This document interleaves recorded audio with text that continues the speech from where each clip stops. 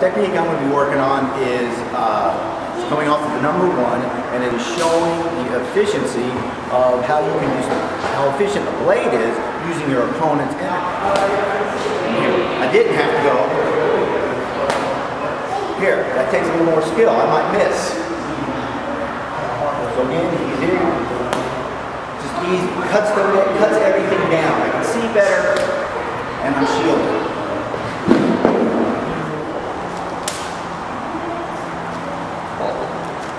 I kind of missed that one. I hit my hand. Still, hitting your hand, it is almost down to the bone. Because it's a smaller target. I mean, the angling. Yeah, well, the portman is kind of short. You know, that's almost like just a forearm length. Jeez. Okay, but still, there it is. And let me see the knife. Same, utilizing the belly on that compression cut. Basically, you're having the guy run into your blade. That's what you're doing. So you see what happens when you start swinging a knife at some dude? You can get cut off the whole time.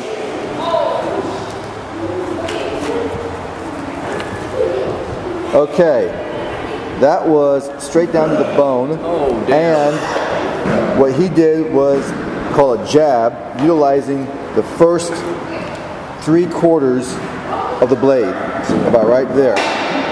Okay, so do that technique in slow motion. Okay. All right. So a guy's hands up there, and you extend out, and you just do a boom, just with a tip. Go ahead. That was. Oh, let me see what happened. Jeez. That was just the tip.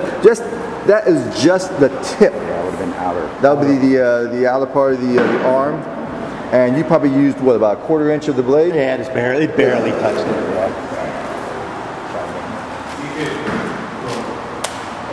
All right. Again. All right. That's using the tip. Yeah. Now that shows how effective this Wharncliffe blade shape is. With no power behind No it. power. Just a flick like you're Okay, swatting flies. you cannot get that kind of a cutting power if you have a blade with a big belly on it. There's no way. No way. Excellent. See how it dropped it down? And then let's see how big that hole is. The width of the length of the hole is about a good. A little bit. It looks like it's a little bit bigger than the blade itself. Yeah, you can feel it travel down when you shove it in there. Okay, excellent, excellent. Expect to do one more area. So let's see. You can almost see it travel back against the cutting edge.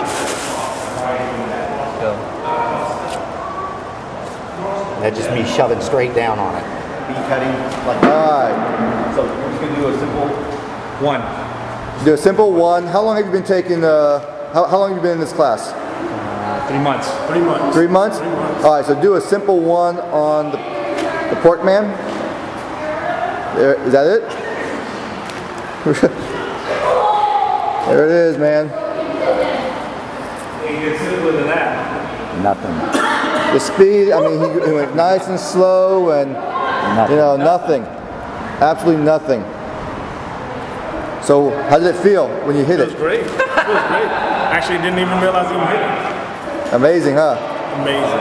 Didn't even realize he even hit it. Yeah. You rendered his hand pretty much useless.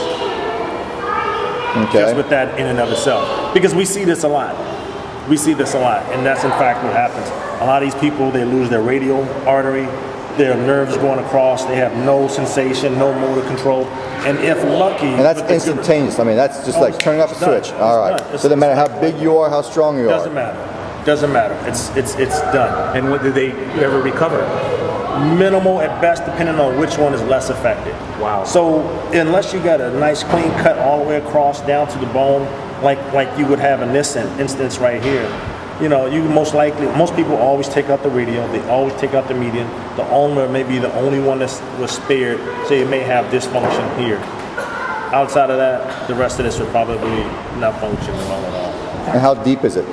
This right here, this is probably about 2 But still, But on your arm, in order to hit those nerves. Oh, this is superficial. On me, it's no more than about maybe 2-3 centimeters max. And what is that? And that's clearly what? Yeah, that's 4 or 5 centimeters easily.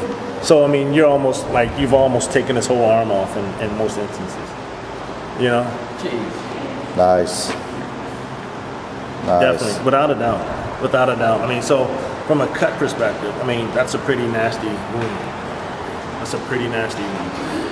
And hopefully, it doesn't get infected, provided you've repaired everything well. If it gets infected, then you're looking at a heck of a lot more complications, looking at sepsis, and then the question of source control.